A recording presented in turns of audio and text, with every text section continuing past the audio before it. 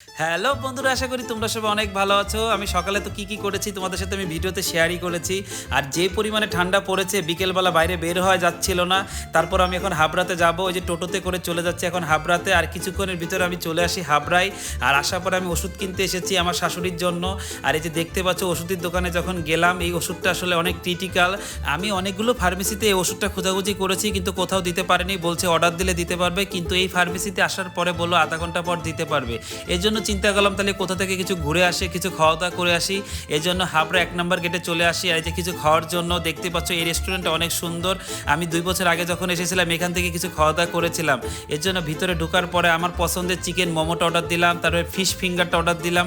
খুবই মজার মজার খাবার, এত টেস্ট লাগছে বন্ধুরা, বিশ্বাস করবেন আমার খুবই ভালো লেগেছে। অনেকক্ষণ বসে রিল্যাক্সে খেলাম। আর বাইরের যে পরিমাণে ঠান্ডা পড়েছে, গরম গরম স্যুপ, মোমো আর ফিশ ফিঙ্গার খাওয়ার মজাটাই আলাদা, অনেক টেস্ট ছিল। চিকেন মোমো আর স্যুপটার দাম ছিল মাত্র 60 টাকা, আর ফিশ ফিঙ্গারটার দাম ছিল মাত্র 70 টাকা। আমি অনেকক্ষণ ধরে মজা করে খাচ্ছিলাম, কারণ বাইরে যে পরিমাণে ঠান্ডা, আধা ঘন্টা কি করব বাইরে, একা একা আর কি করার আছে বলো বন্ধুরা। এই জন্য বসে বসে একটু খেলাম আর সময়টাকে নষ্ট করলাম। এরপরে খাওয়া দাওয়া হয়ে গেলে দেখো ওদের বিরিয়ানিটা খুবই ভালো, গরম গরম একটা ড্যাক কাটতা ছিল, খুবই ভালো লাগছিল।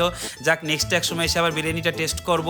আমার খাওয়া দাওয়ার পরে যখন বাইরে বের হয়েছি কি পরিমাণে ঠান্ডা, তারপরে দেখি রাস্তায় গেট পড়েছে। আর গেট পড়ার পরে দেখো দুই পাশ দিয়ে 2টা ট্রেন যাচ্ছিল, এত ভালো লাগছিল দেখতে। আমার ট্রেন দেখতেও ভালো লাগে আর ট্রেনে চড়তেও অনেক ভালো লাগে। তারপরে যখন ফার্মেসিতে চলে আসলাম, এই যে টাকা দিয়ে আমি ওষুধটা নিচ্ছি, কারণ ওষুধটা পেয়েছি বলে আমার খুবই ভালো লাগছিল।